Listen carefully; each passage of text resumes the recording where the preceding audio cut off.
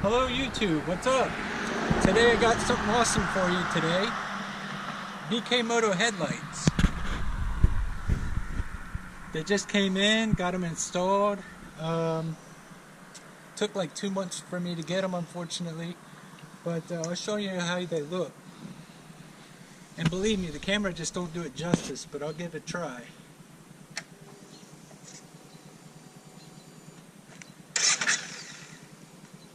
There's with the angel eyes on.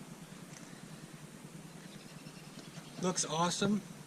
Makes it look really mean. And here I'll flip on the headlights. That's with the HIDs on. That's with the brights on, brights off. And the angel eyes. That's from BKmoto.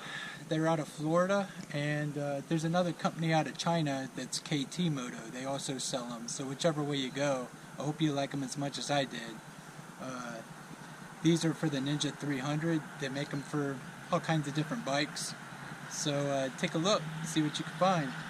Thank you.